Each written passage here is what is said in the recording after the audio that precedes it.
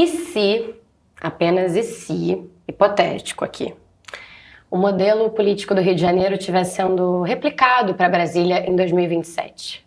Eu não gosto nem de pensar, mas infelizmente é com essa pergunta digna de uma tragédia grega que eu sou obrigada a começar o ponto de partida React dessa semana, não é mesmo, Pedro Doria? Não fui eu que falei nada, foi você. Perfeito. E o legal é que as perguntas dessa semana elas vão ajudar a gente a entender como que a movimentação atual do Congresso ela dialoga com a corrida eleitoral. Nesse balaio a gente tem aí rejeição ao advogado-geral da União, Jorge Messias, ao STF, que não rolou para ele. Temos, ao mesmo tempo, uma tentativa de abafamento do Banco Master, das investigações relacionadas ao Banco Master, e também temos a repercussão possível do resultado, da pesquisa Meio Ideia de maio. Que, bom, dentre todos os dados ali apresentados, o que mais me chamou a atenção, e acho que da audiência também, foi que o brasileiro tem pavor de endividamento e pavor da corrosão de renda que as bets provocam. Tudo isso, graças a todos os pontos de partida que você fez essa semana, gerando um grande caos informacional, mas as perguntas estão sabor. Vamos nessa? Vamos lá.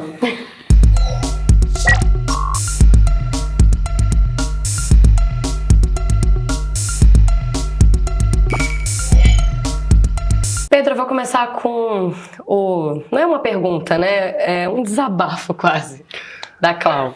Ela diz assim: Pedro, certa vez você falou uma coisa que ficou na minha mente.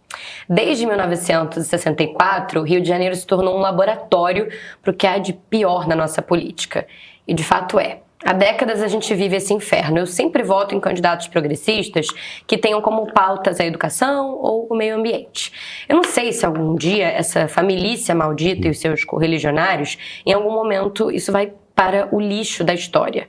O seu Jair era para ter sido preso quando empurrou a Maria do Rosário, quando também exaltou um torturador no Congresso.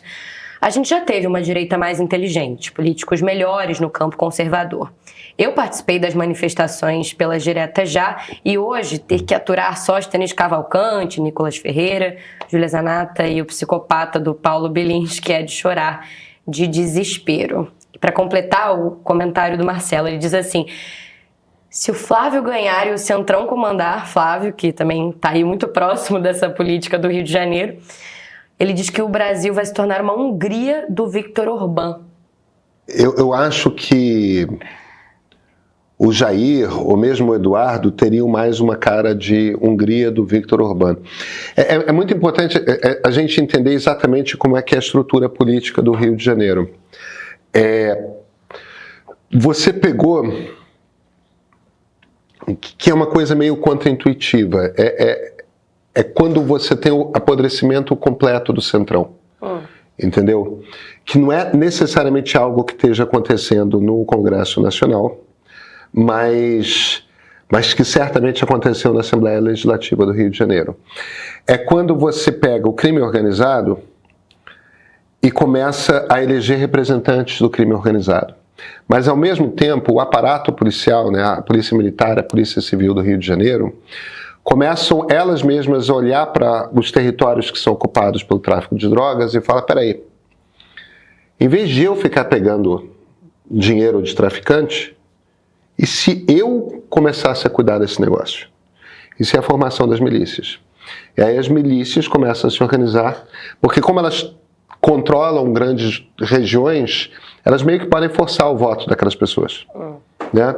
Então você começa a ver que tem uma massa de deputados estaduais que vão sendo eleitos.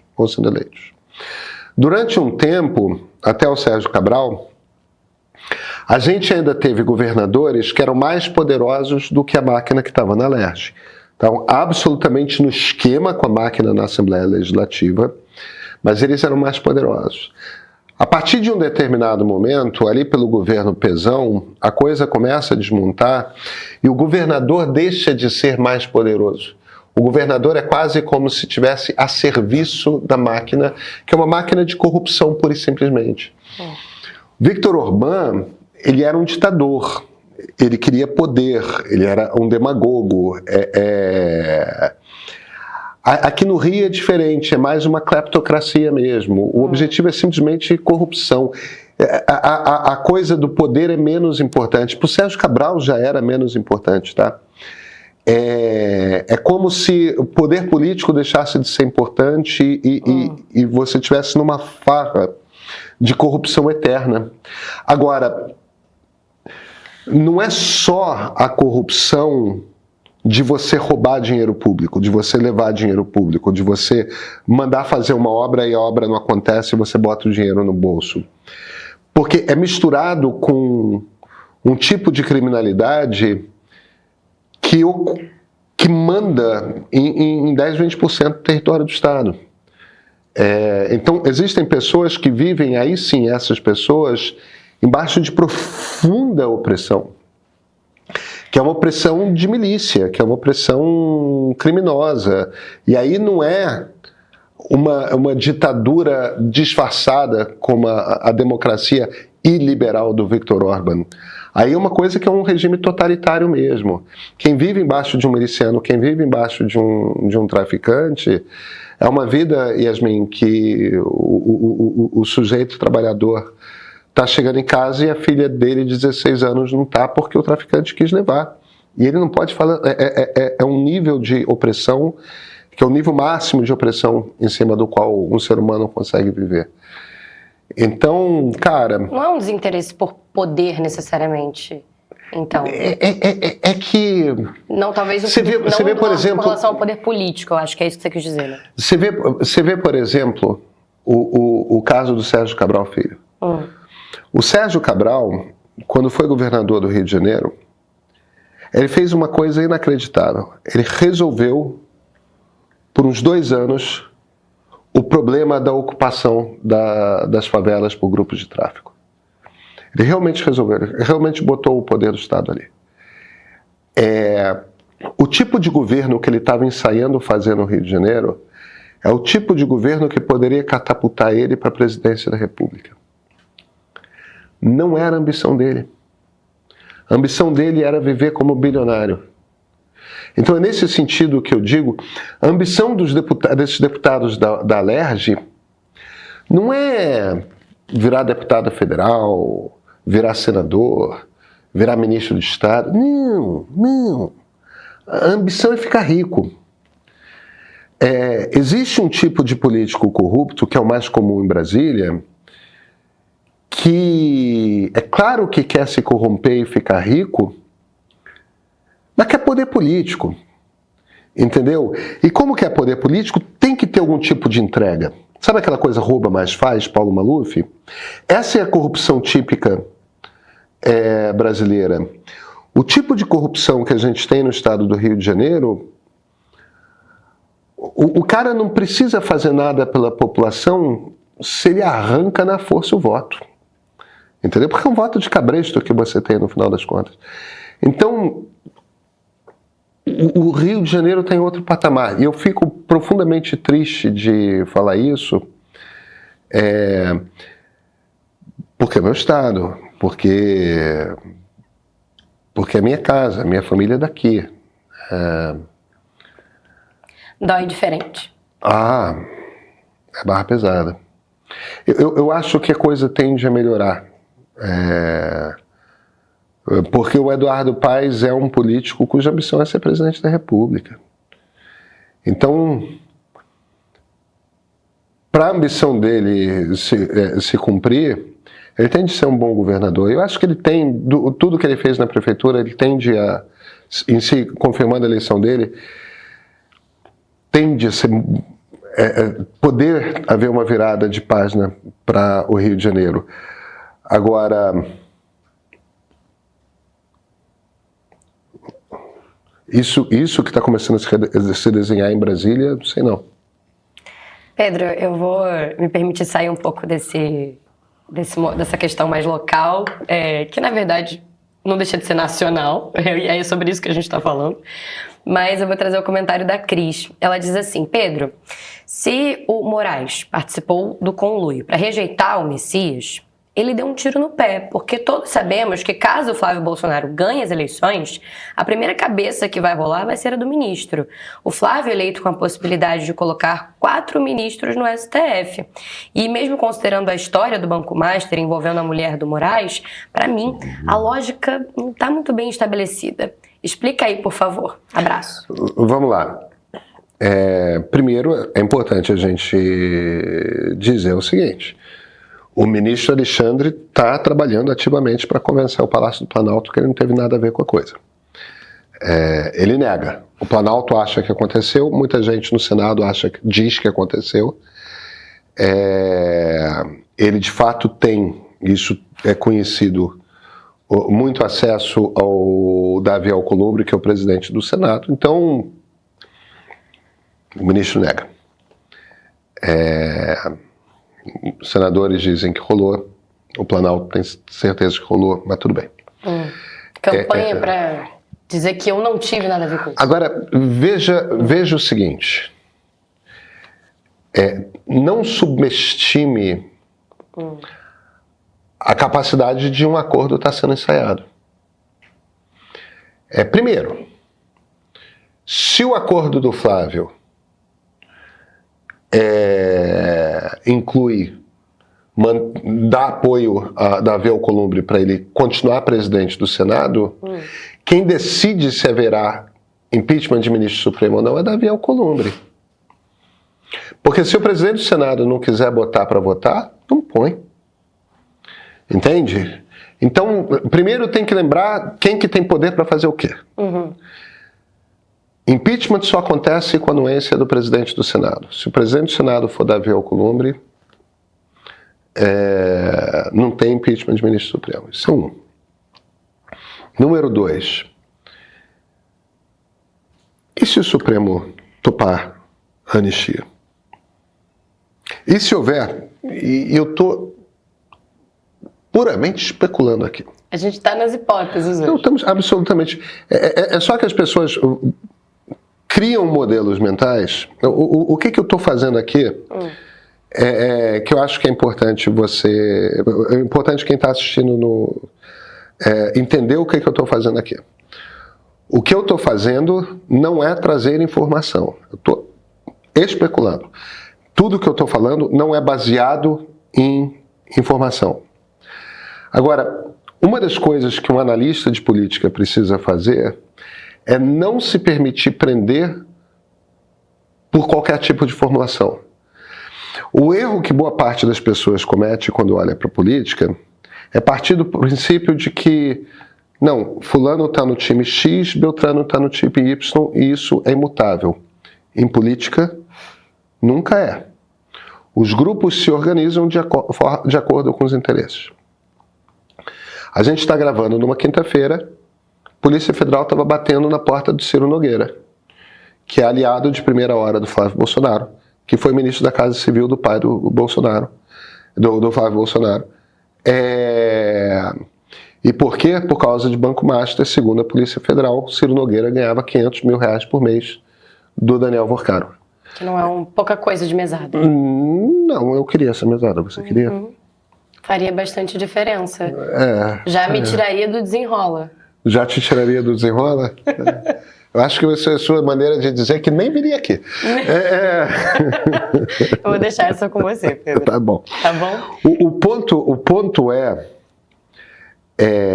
interessa a gente demais que o caso Master seja abafado. Interessa a gente demais que esse negócio não aconteça. Inclusive dentro do Supremo Tribunal Federal. Eu não estou falando de Alexandre de Moraes, não, tá? Estou falando de José Antônio Dias Toffoli. E se tem um acordo? É um acordo absolutamente possível. Flávio Bolsonaro chega, tira a Polícia Federal do Master, e ele tem autoridade para fazer isso, entendeu? Enrola, inventa uma história. Não fala em impeachment de ministro supremo. Em troca, o Supremo Tribunal Federal topa, quando ele, Flávio, assinar, o Supremo diz que o presidente tem autoridade para assinar a graça. Eu não estou dizendo que esse acordo exista. Eu não estou dizendo que eu tenha qualquer tipo de informação, eu não tenho. Só não parte do princípio de que, não, fulano é do tal time e do Beltrano é do tal outro time. Se isso acontecer, aquilo vai acontecer. Tenha a cabeça aberta para acordos e rearranjos de poder acontecem e existem incentivos à mesa para todos os lados encontrarem um acordo. Porque a alternativa é o Flávio não conseguir soltar o pai e os ministros, e você vê cassação de ministro e isso adiar em 2, 3 anos, porque é um processo. Você não vai caçar vários ministros de uma vez, e caçar um ministro não basta, entendeu? Tem que caçar um segundo, tem que caçar um terceiro, tem que esperar a aposentadoria, que isso... A coisa pode enroscar. O caminho mais fácil de resolver é um acordo. Esse acordo vai acontecer? Depende. Depende de como as forças se organizam. O que aquele meu ponto de partida na segunda-feira diz é: abre o olho para interpretar com a possibilidade de ser uma interpretação diferente. Pedro, eu vou seguir aqui com uma pergunta que eu achei bastante curiosa. Agora já trazendo talvez um pouco tudo que está reverberando da pesquisa Meio Ideia.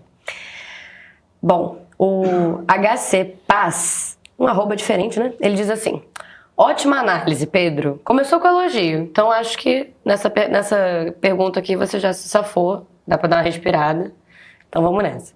Você acredita que a fase dos debates televisivos pode alterar o equilíbrio da disputa?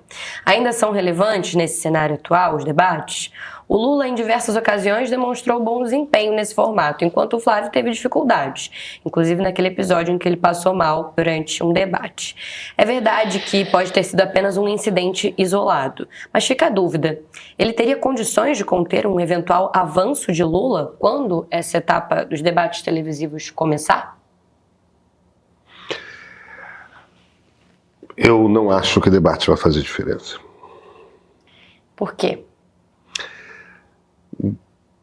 Porque eu acho que as pessoas estão consolidando suas ideias a respeito de em quem que vão votar muito cedo.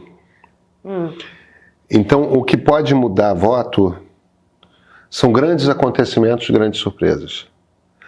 Pode acontecer de alguém ter um comportamento tão desastroso num debate que isso se torne um acontecimento. Que isso se torne um acontecimento.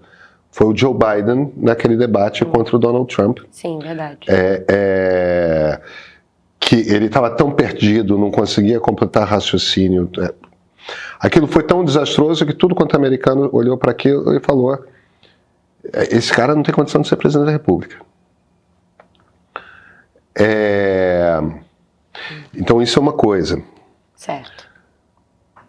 Agora, o debate per se, se for aqueles debates mornos que a gente costuma ter, eu acho que não faz nenhuma diferença. 90%, 95% dos brasileiros que vão votar já vão para os debates torcendo, entendeu? A turma torce para o Lula, a turma torce para o Flávio, a turma torce para o Caiado, para o Zema, para quem for. A gente futebolizou, talvez, esse momento da política. Tá bom. Não como um grande vira-voto, digamos assim. Não tem esse potencial. Acho, a não ser que. Tá. Eu vou seguir aqui, Pedro, com... essa aqui do Diógenes já não foi tão fofo. Ele diz assim: cara, uma coisa é o Pedro ser liberal. Outra coisa é essa picuinha que ele tem com qualquer tipo de ação do Estado na economia. Que vídeo loroteiro. As causas do endividamento são conhecidas e de fácil acesso. As causas são financeiras, primariamente: rotativo do cartão de crédito, parcelado do cartão de crédito, cheque especial.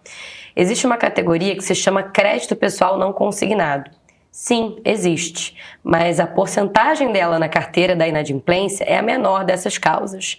Cartão de crédito e cheque especial são disparadamente mais importantes nisso. E aqui eu acho que o Diógenes está querendo confrontar o resultado da pesquisa Meio Ideia quando a gente está cruzando os dados do endividamento com a relação disso com as bets. Eu acho que ele está falando de duas coisas. Primeiro, ele está dizendo que o Estado não tem nada a ver com endividamento, e ele está errado porque há empréstimos de toda sorte, inclusive coisas como cartão de crédito, em tudo quanto é país do mundo. A gente tem uma taxa de juro básica, ou seja, a menor taxa de juro que a gente cobra aqui no país, ela é muito alta, muito mais alta. E é isso que gera o endividamento brasileiro virar uma bola de neve. E o motivo pelo qual essa taxa é muito alta começa com o fato de que o Estado gasta mais do que arrecada. E veja, o ex-ministro Fernando Haddad sabe disso e fala isso. Não é uma coisa assim... Isso não é uma polêmica econômica. Existe a turma que defende que, não, você gasta mais agora, e isso vai gerar inflação. A inflação tem que ser combatida com aumento de juro, mas em compensação, lá na frente, vai gerar desenvolvimento e crescimento da economia e não vai fazer diferença. Então tem uma turma que se vira e fala, não, deixa a taxa de juro onde está, e deixa a inflação um pouco, porque um pouco de inflação é vida. Dilma tinha essa frase, né?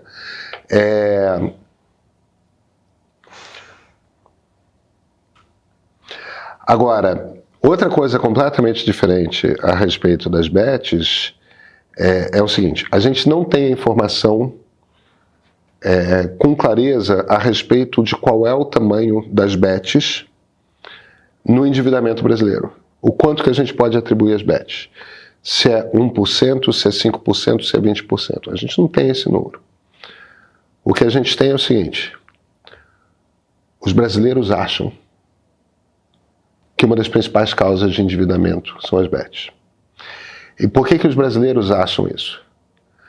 Porque as famílias estão endividadas e existe esse componente novo. Pelo menos 25% dos brasileiros falaram pra gente que estão jogando. É 1/4 dos brasileiros. A gente não sabe quantos que mentiram. Entendeu? E essa bet do celular, ela é compulsiva. Você não joga uma vez. Você joga 2, 3, 4, 5, 6, 7. E ela vai te tirando R$500, te tirando R$1.000 todo mês. E é um troço bem barra pesada, Yasmin. Bem barra pesada. Então, a gente está falando aqui, quando a gente fala das bets, de uma sensação. Quando a gente fala dos juros, a gente está falando de uma política fiscal com problemas. Pedro, eu vou seguir aqui. Agora, eu acho muito divertido quando ele se vira e fala, não, tudo certo ser liberal, mas precisa ter ideias de liberal? Precisa pensar como liberal? Aí já é demais. Aí já é demais. Eu acho que, né? Inclusive, eu vou seguir aqui com o comentário do Neyor, que também não é muito amigável à sua pessoa. Olha só, vamos lá. Depois da lenda urbana do bolsonarismo moderado, o nobre jornalista Pedro Doria, debochado, viu? Agora vem com um hipotético governo Flávio Rachadinha moderado. Por favor, Pedro, tenha respeito pelo seu público. Ou melhor, se dê ao respeito. O que tem de moderação no Flávio Bolsonaro? Eu acho curioso que é o seguinte. Eu digo que existe a possibilidade de o governo Flávio Bolsonaro não ser um Jair II, mas um governo do Centrão, repetindo o tipo de governo que acontece no Rio de Janeiro. Perfeito. Quer dizer, péssimo, mas sigamos. Aí a leitura que nosso ilustríssimo leitor, ilustríssimo espectador faz tá dizendo que vai ser bom? Eu me perdi aqui no raciocínio dele, mas tudo bem, vamos seguir em frente. Eu gosto quando você se anima, cara. Eu gosto quando você se anima. Tipo, eu chamei o Flávio Bolsonaro de Cláudio Castro e o cara tá achando que eu tô elogiando. Ô, Yasmin, Exatamente. o que eu vou fazer? Entendeu? Cara, isso é sensacional. Vamos lá. Seguindo aqui falando sobre política no Rio de Janeiro, eu vou trazer aqui também o comentário do Leandro. Que ele diz assim, que dentro da sua análise, ele só discorda do que você disse sobre o Wilson Witzel. Ele caiu justamente por não compactuar com ele. Colocaram o Cláudio Castro para fazer o que o Wilson Witzel não estava fazendo. E antes do Wilson, teve o Pezão, o Cabral. Eles eram a mesma coisa, em parceria com a Alerj, comandada pelo Pisciani. Então, acho que ele está querendo fazer uma ressalva, talvez, sobre uma pessoa que eu acho que não merece tantas ressalvas. Não. Mas eu não sei se talvez, olhando essa trajetória que ele trouxe assim, do Rio de Janeiro, e principalmente com relação à Alerj, se existiu alguma... Ele está dizendo que não houve qualquer oscilação com relação a essa vigarice no poder ao longo da história do Rio. Eu acho que o último governador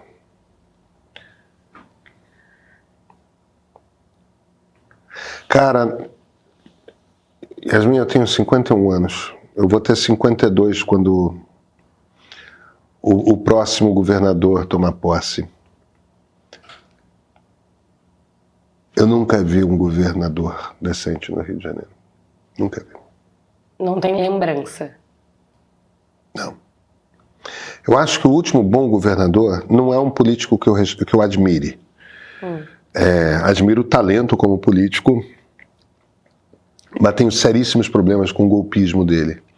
Mas o último bom governador do Rio de Janeiro não foi do Rio de Janeiro porque o Estado não existia, foi do Estado da Guanabara, foi Carlos Lacerda. Foi o último bom governador do Rio de Janeiro. E era da cidade do Rio de Janeiro, né? Você sabe que nós nascemos em estados diferentes, né? Tem isso. A história A gente pode ter nascido na mesma cidade, mas nascemos em estado... Você é carioca? Sou. Então, eu sou carioca. Mas na minha certidão de nascimento, tá ali. Rio de Janeiro, GB. Cara, muito bom. Você nasceu no Rio de Janeiro, RJ. Pedro, você está nos anais da história. Na minha certidão de nascimento. E a do meu pai, Rio de Janeiro, DF. Olha só, maneiríssimo. Eu, meu pai e meus filhos nascemos na mesma cidade em 3 estados diferentes. Como é que você explica isso? Você tem quantas horas para esse ponto de partida React? Pedro, antes de te liberar, eu vou com mais uma, a do Douglas. Ele diz o seguinte: Pedro, você esqueceu que o comando político do governo Bolsonaro era de Arthur Lira e Ciro Nogueira? O governo do Flávio vai ser exatamente igual ao do pai. Tá bom, se ele tem essa convicção. Arthur Lira nunca foi do comando político do Jair Bolsonaro. Ciro Nogueira foi. Arthur Lira nunca foi. Arthur Lira tirou o poder de Jair Bolsonaro e criou essa Câmara de Deputados hiperpoderosa. Mas se ele tem a impressão de que o Lira era do grupo do... Não. O Lira era um cara que extorquia o Bolsonaro por ser um presidente incompetente e fraco. E golpista, mas não conseguiu dar o golpe. A gente já tinha talvez uma denúncia do que estava acontecendo com o nosso... O que eu estou falando é de uma coisa diferente, que não é essa coisa do Arthur Lira ficar tirando o poder da presidência da República, que foi o que aconteceu. Eu estou falando de uma coisa diferente, que é esse Congresso superpoderoso mandar, o centrão do Congresso mandar no Palácio do Planalto. E não o Palácio do Planalto mandar no Congresso. Pois a gente está vivendo, na verdade, é isso que eu estava dizendo, né? Talvez a falência do nosso presidencialismo de coalizão. Eu acho que as pessoas deviam levar em consideração a possibilidade de Flávio Bolsonaro ser Alerj no Planalto, Alerj em Brasília, porque isso não aponta para uma ditadura militar, mas isso aponta para uma cleptocracia da pior espécie, um governo oligárquico em que você tem esse bando de coronéis, chefes políticos regionais, simplesmente sugando os recursos do país. É uma perspectiva muito ruim. Ela é diferente de uma ditadura militar. Eu não estou dizendo que não possa haver uma ditadura militar, eu não sei o que vai acontecer. Eu só acho que as pessoas precisam entender melhor as peças do jogo para entender quais são as possibilidades que se abrem. Você acha que mesmo que, assim, no plano das hipóteses ainda, que rolassem esses acordos para evitar, por exemplo, esses impeachments seguidos de ministros a partir de 2027, enfim, com o Flávio, se ele for eleito, você acha que mesmo com esses acordos, enfim, toda essa loucura que poderia acontecer em Brasília, vinda aí, importada do Rio de Janeiro, você acha que isso ainda assim aconteceria? Mesmo com esses acordos? Eu acho que esses acordos são um indício de que está acontecendo a legislação de Brasília. Pedro. Se os acordos acontecerem, a gente não sabe, a gente não viveu o futuro ainda. E olha, eu ainda acho que o Lula é o favorito para vencer a eleição, tá? Só que eu insisto, é um favorito 55-45, não é um favorito 80-20. Então, muitas coisas podem acontecer ainda. A gente está com o nosso estado da Guanabara, não mais, mas o nosso estado da Guanabara está aí, fazendo sucesso a nível nacional, não pelo que deveria. Não é o estado da Guanabara, é o estado do Rio de Janeiro, o estado em que você nasceu. O meu estado, que era um pequeno estado, cidade-estado. Tá com ciúme, Pedro? Não estou com ciúme, estou aliviado. Eu não tenho nada a ver com isso. Eu não sei o que é pior. Pedro, muito obrigada. Obrigado a você. Aliás, a gente não pode se despedir sem deixar de falar que semana que vem não tem ponto de partida React. Não tem ponto de partida React. Não vai ter. Pedro estará fora. Isso. E eu vou ganhar uma folga. É isso mesmo? É isso. O senhor aceita os termos de condição e uso? Pergunta pro seu chefe. Tá bom. Então, até a outra semana. Isso. Perfeito. Tá. Até.